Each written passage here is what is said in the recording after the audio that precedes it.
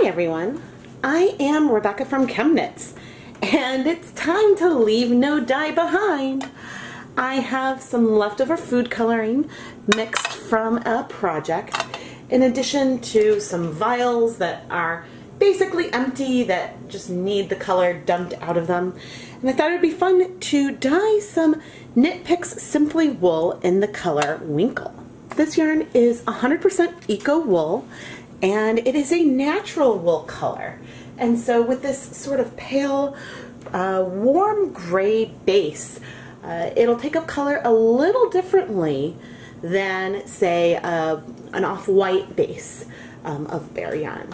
So I'm excited to see what kind of colorway we will create. I am going to pre-soak this wool in some water that has a tinge of color in it already. I'm actually going to use this pre-soak for the dye bath too, to save some water just as we're saving dye.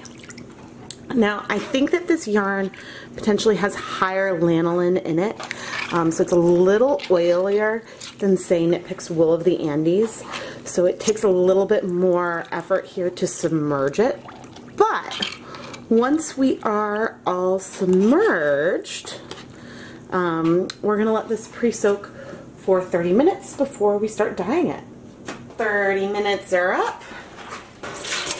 Let's just dump all this straight into our steam pan. I did use a removable zip tie. The Simply Wool only has one tie on it, which is a bit of a shame. So if you're going to dye it, you do want to make sure to add some more ties. Alright, so we've got sort of a medium immersion situation here. And now I'm going to start heating it up. There is still no vinegar in here, but I do have some vinegar in those bowls that I showed earlier. And in fact, I think each one started with 1 teaspoon of white vinegar. This one just had a little bit of pink. And I'm going to just go ahead and add it. Oh yeah, because I think that that pink is, you can barely see it, just on the bottom of the bowl. Just so that way there's a tiny bit of acid in there to start with. After I do those first colors, I have some bags of empties. And I might pick a couple of these to rinse out and also pour on over. I just sprinted in because she was bubbling and I forgot about it a little bit. And it smells like warm wool. But I don't think anything's actually burnt, so I think we're okay. I was nervous there. Got nervous, but she looks okay. And actually, it looked like there wasn't much from the pink, but I definitely see some pink on there right now. Alright, let's add some blue. Each of these was just 1 drop of food coloring. Here's some black, which is probably going to read fairly blue because of the, it already like had a chance to absorb some color. So I just sort of tossed those on, and I don't know, sort of making this up as I go along. Like with a lot of these, like leave no dye behind type things. Yeah, I'm just gonna like combine it. It looks like, okay, there's not a ton of acid. What's left is sort of bluey. We've got some reds on here. As I sort of like spread it out, I think I want to add some more vinegar, and then I want to start sort of mixing up some of those leftover empties that I shared. Alright, let's get some more vinegar, and because I'm feeling ultra scientific today, whoa, that's actually a lot of vinegar.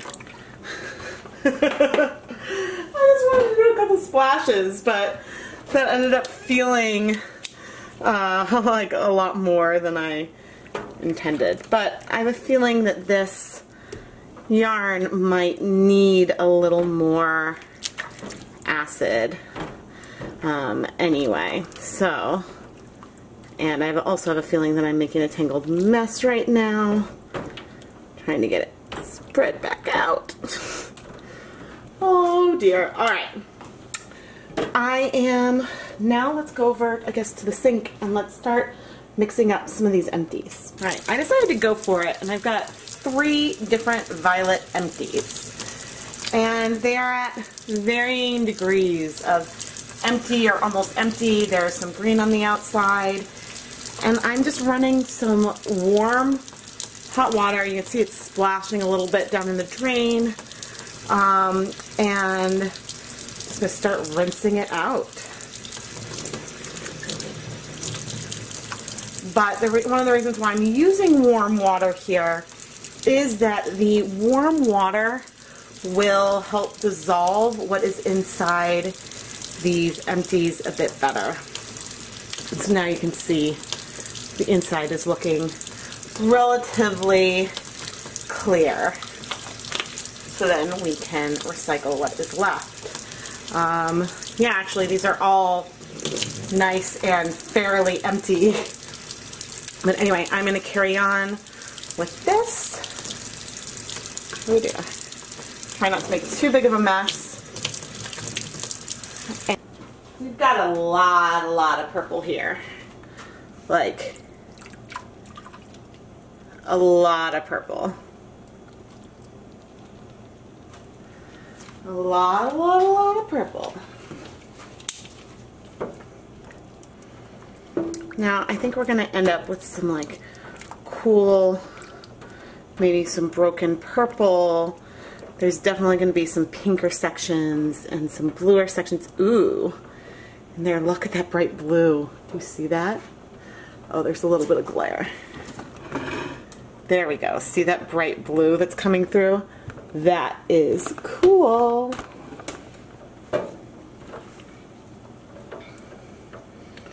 Oof. Look at all that pigment. This is so fun to sort of just like, oh, let the color wash around. Oh, I know I could keep things still, but why? Why keep things so still? Whoops. All right, there's definitely going to be variations in the amount of red, if not everything else, and I have a feeling this is going to be a yarn that'll need like things rinsed out. Sorry about that glare. There, that's a bit better. It's a little dark, but oh, this is cool looking. Already it is looking really blue in here just from like me pouring, and oof, look at that red. I hope that this is all going to absorb because that'll be gorgeous, but it sort of seems like none of the blue has even started absorbing yet. I'm just moving this around because I want to allow the yarn to interact with the dye in sort of this just really random colorway. Oh, that blue is gorgeous. Gorgeous. I'm gonna go ahead and leave this as it is for I think 15 minutes. And actually I am gonna go rinse out these cups because at least on this one there's still some reasonable pigment in there. Alright, but now I'm going to go ahead and set a timer for 10 minutes and then we'll come back and see if we've started absorbing this blue. Woohoo! Alright, I do see that it looks to me like it is clearer in the center than it is around the edges. So therefore, oh yeah, that shows that we're getting some colors clearing in spaces. So therefore I'm going to flop it, sort of move it. Now notice, this is 100% wool and I am moving it around a lot. And the reason why I'm not concerned or freaking out is that it takes a lot of agitation to felt your yarn. Some yarns are definitely more prone to felting than others, but I am confident that this is not going to damage the yarn in any way. Alright, I'm going to leave this for another 10 minutes, and then if necessary at that point I'll add more vinegar, but these blues are absorbing slowly but nicely. 10 minutes later, and oh, we are clearing. We are definitely clearing. And we've got some broken violet. It's just not a dip dyed one. So I'm going to turn off the heat at this point. I'm moving things around one more time. Most of the color is in our yarn, but we might be able, as it cools off, to get the rest to bind. So when it's time to wash the fiber and everything's cool, I'll do another check-in with the dye bath.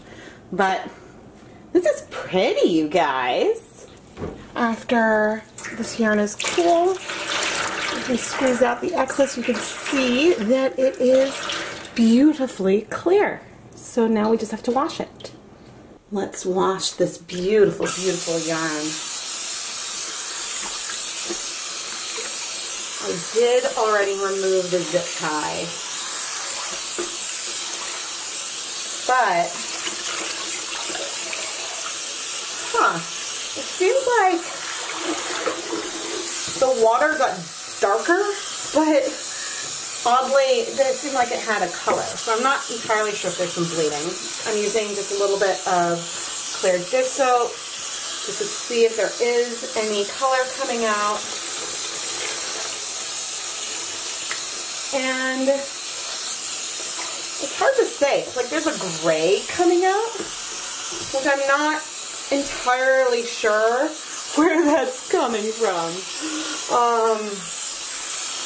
It doesn't really feel blue. It doesn't really feel purple.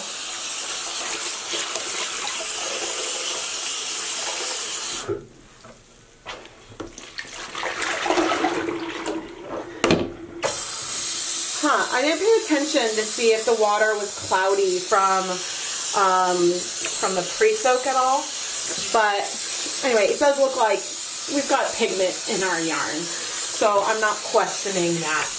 But anyway, I'm going to go ahead and rinse this a few more times, and then we'll hang up the yarn to dry. This yarn is beautiful, saturated, maybe a little asymmetric, but I think that this is just so much fun from just throwing together random dyes and seeing how they strike. Looking at the bright red color, maybe it's not quite as asymmetric as I thought. Maybe this bright red does seem to go through most of the yarn. When I had it laid out at one point, it looked like that was really only half the skein, and so then it was going to feel a lot more of this reddish fuchsia on one side than the other. But yeah, maybe it is a bit more balanced. Now granted, the sections are longer on part of the yarn than the other, but there is a semi-repeating nature to this that I didn't really see at first. I love that we got these vibrant, saturated colors over this medium gray base from this Simply Wool yarn from KnitPicks. If you would like to learn more about the yarn base, you can find my affiliate link in the video description. I am Rebecca from ChemKnits, and if you haven't already subscribed, what are you waiting for? Subscribe to the channel, turn on the notifications so you never miss a new video, because we just have so much fun here. And I promise that I do play with a bit more than just Wilton's Violet food coloring, even though it's my absolute favorite in the entire world. And if you're already a huge ChemKnits fan, did you know that we now have some really, really cool merch? You can get some awesome ChemKnits Creations tote bags through the ChemKnits Creations Etsy shop. And you can also get some really cool diary notebooks and mugs through my Zazzle shop. You can find links to everything in the video description. Thank you so much for watching.